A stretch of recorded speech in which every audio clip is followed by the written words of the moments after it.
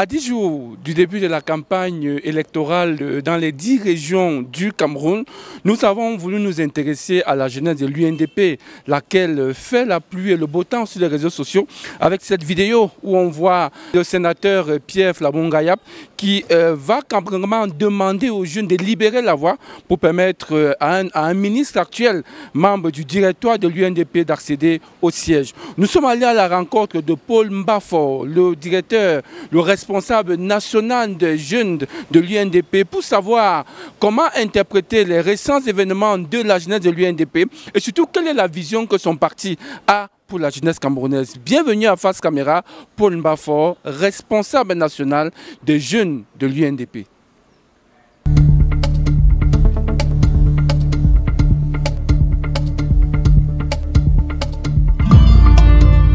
D'abord, il faut noter que ce n'est pas un cas isolé où la jeunesse, dans un sursaut instinctif, décide de manifester leur non seulement ras-le-bol contre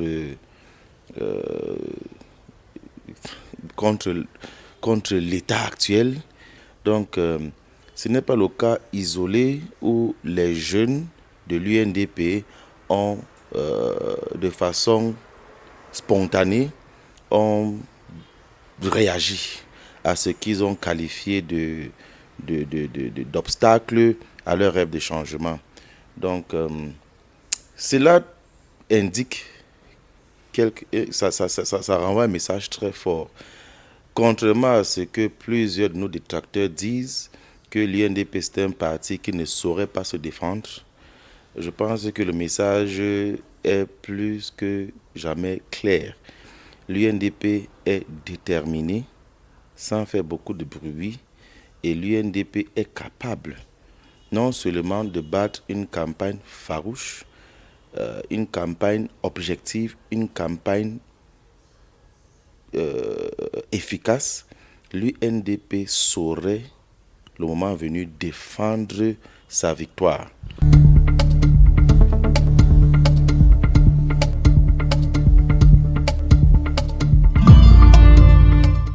Ce n'est pas une rébellion du tout.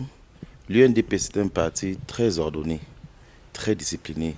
Je veux plutôt mettre ça dans le cadre d'une mauvaise compréhension entre la direction du parti, qui tient bien les rênes du parti, et une jeunesse survoltée par la passion et le désir de voir ce changement.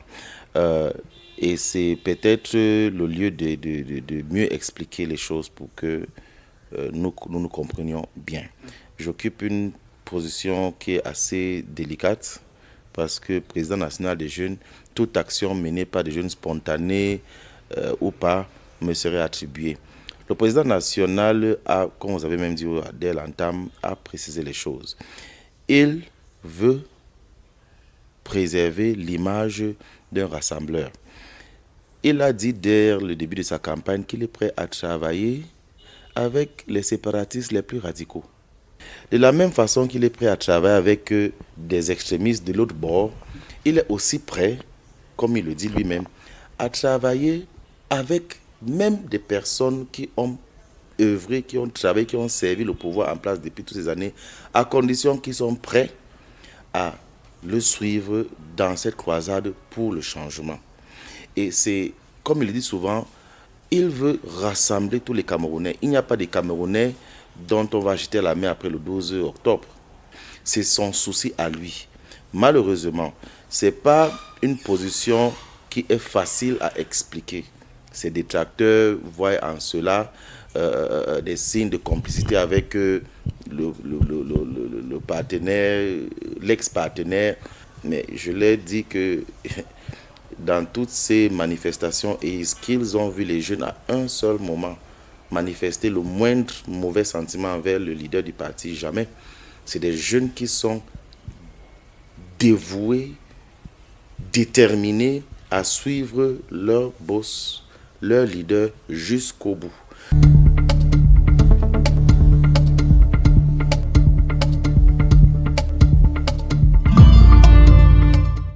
Je pense que votre question devait être plutôt dirigée vers ce groupe, l'Union pour le changement, parce que, à ce que je sache, j'ai été présent quand M. Djokam Chamini est venu, je crois que c'était le 27 juillet. J'ai été présent et je peux le citer. Il a dit, Monsieur Belboa Magari, je vous suis depuis 1992. Vous êtes sans doute le meilleur candidat, la seule option fiable pour mener une coalition pour le changement. C'était ces paroles, je le cite. Et je l'appelle à me dédier, si ce n'était pas le cas. C'était en présence de plusieurs témoins. Nous sommes en pourparlers avec M. Issa Chirouma, nous sommes en pourparlers avec tout le monde. Maître Akeremouna, avec le professeur Maurice Kamto, nous sommes en train de discuter avec tout le monde, travaillant pour bâtir cette coalition dont nous croyons pourrait se mettre en place même jusqu'à minuit le 11 octobre. Nous ne lâchons pas, nous croyons toujours fermement. Donc vous pouvez comprendre que grande est notre surprise quand nous découvrons comme tout le monde sur les réseaux sociaux qui devient le médium par excellence de tout genre de communication ces jours-ci, que ceux avec qui nous travaillons ont décidé, bon, je ne sais pas qui compose cette union pour le changement, je ne sais pas quels sont les partis politiques et quels sont les candidats retenus pour ces élections, à part celui qu'ils ont choisi. Pourquoi est-ce que sur 11 candidats, aucun candidat n'a été associé? Parce que je vais les démentir de pratiquement tous les 11 candidats. Donc ça m'amène, tous ces éléments, vous voyez, ça m'amène à vraiment commencer à douter de la sincérité de plusieurs personnes qui se disent et qui disent travailler pour le changement. Ça me mène vraiment à commencer à croire à toutes les théories de conspiration qui indexent les uns et les autres, de travailler effectivement pour diviser l'électorat au profit du pouvoir en place.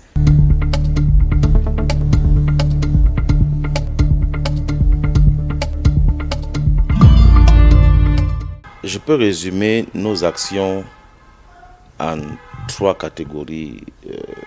Premièrement, notre mobilisation est basée d'abord sur le programme du candidat Bello, Boba Magari, que je pense que tout le monde a déjà eu l'opportunité de voir un résumé au moins en attendant le lancement de la campagne officielle pour que le tout soit déballé.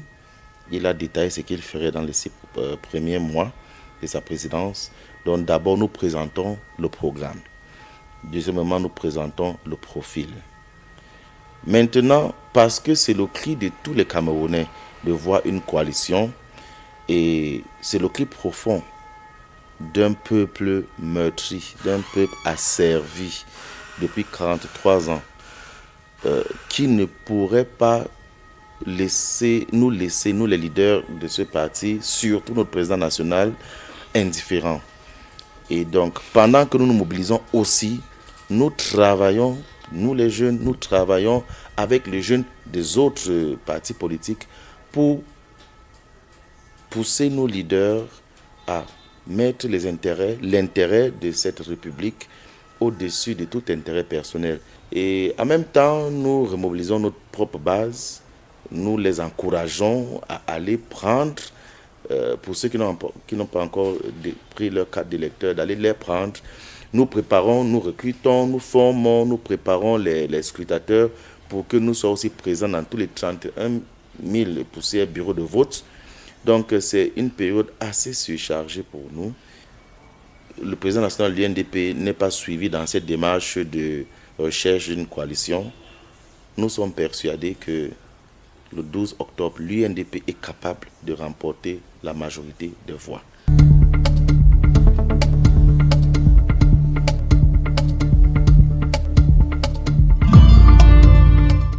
Je ne sais pas pourquoi vous me dissociez de cette jeunesse. Pourquoi est-ce que vous ne me demandez pas comment je vais me contenir d'abord moi-même, avant de contenir les jeunes? Qu'est-ce qui vous dit que je ne serai pas le plus enragé au soir du 12 octobre?